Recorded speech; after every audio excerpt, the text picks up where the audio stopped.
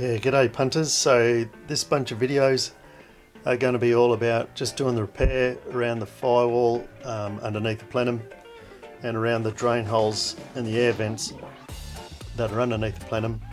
Because when I got the car, somebody had a bit of a windscreen leak and they thought they'd resolve it by squirting some urethane expansion foam in there, and that just held the water and made things rust up some more. I was actually a bit concerned about repairing this bit because it was a bit new to me, but yeah, just by the time I welded up all the other bits in the car, it was a piece of cake. So just a matter of cutting up some paper templates in some places and yeah, using some other bits and pieces to bend the bends where I needed to, and yeah, just weld as you go.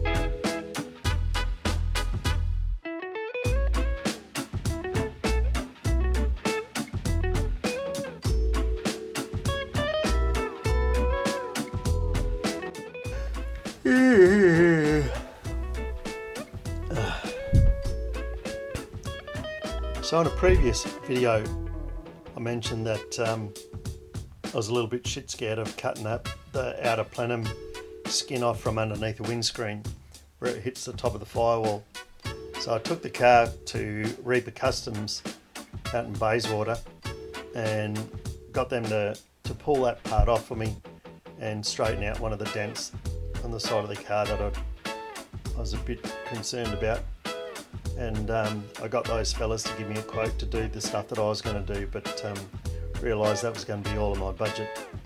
Nothing against Reaper, they do awesome stuff, and they were pretty helpful with cutting out that bit of the dashboard underneath, the plenum area for me. So yeah, thanks for those fellas for doing that.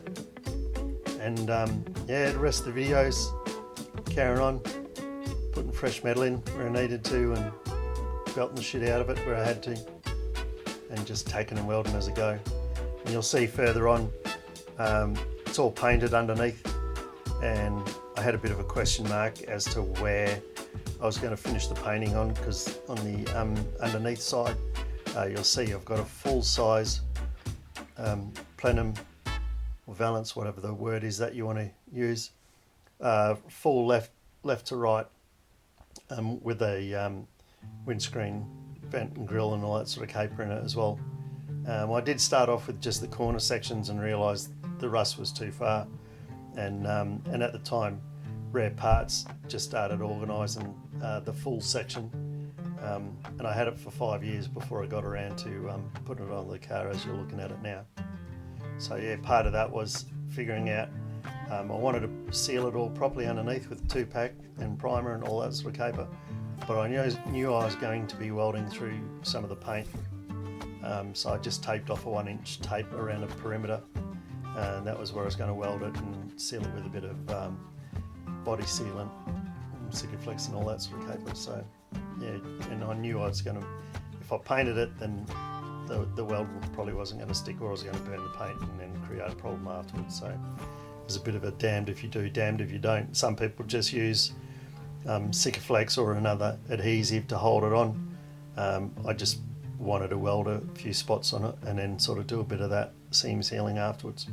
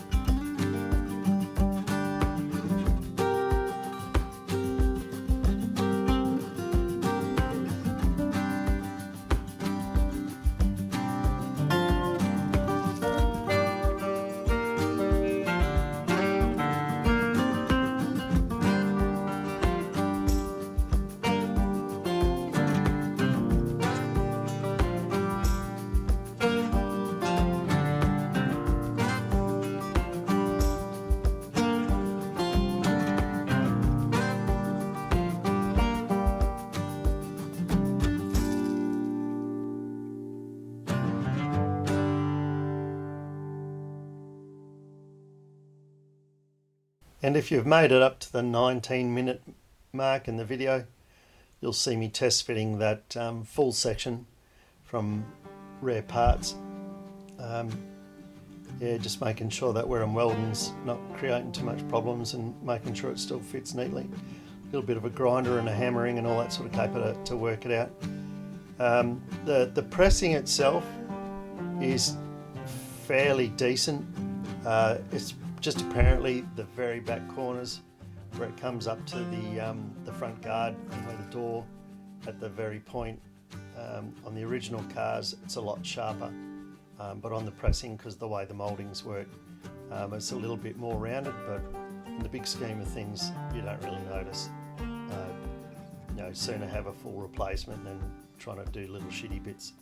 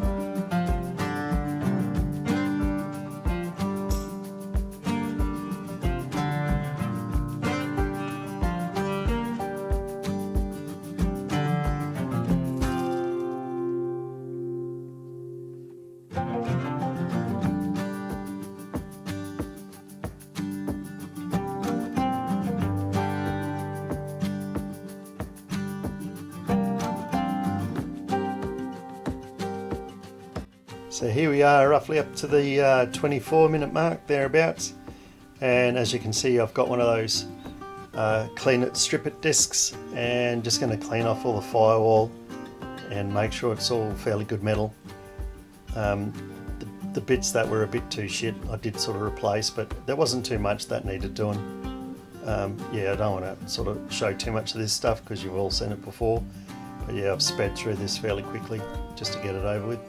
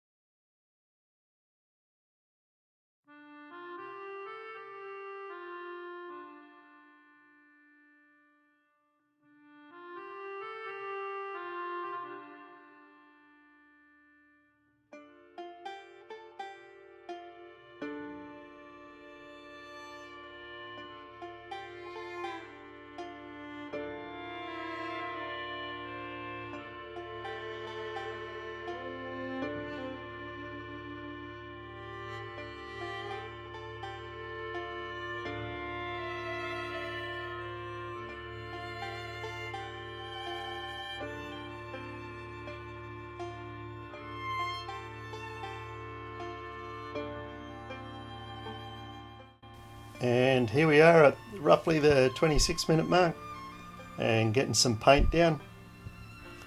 Of course, just for the sake of speeding through the video, you don't see me wiping it down with a fur tan and doing that rust converter stuff and wiping it out and giving it a quick sand. Also wax and grease, removing all that sort of caper. So the yellowy paint is the House of Colour epoxy. It's a 2-pack, and yeah, that's pretty well going over the top of the bare metal and over the top of the fur tan, which has been scuffed back where I've used it. So a few little places in and around those drains where I was too busy welding to worry about sort of sealing everything up, considering it's all going to be coated up afterwards. It'll probably be another 20 years before it becomes a problem yet, so I wasn't too concerned about it.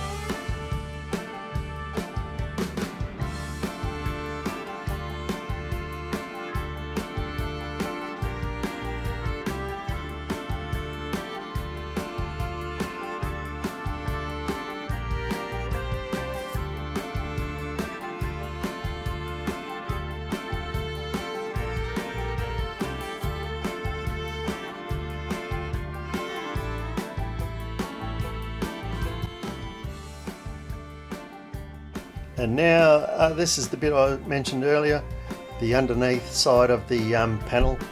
I've just run around with a 1-inch tape around the outside of it so I can keep that metal exposed. The rest of it, yeah, hit that with a bit of primer, and then the 2-pack satin black over the top of that, just to seal it up and make it last a little bit longer.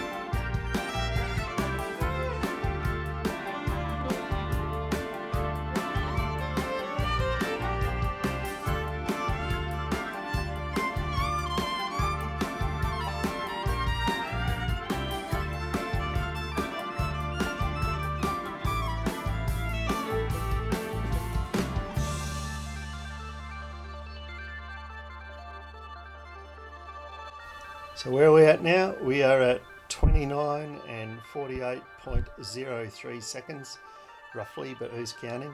And yeah, just you can see there, I'm just squirting a bit of Sikaflex FC11, I think, from the looks of it.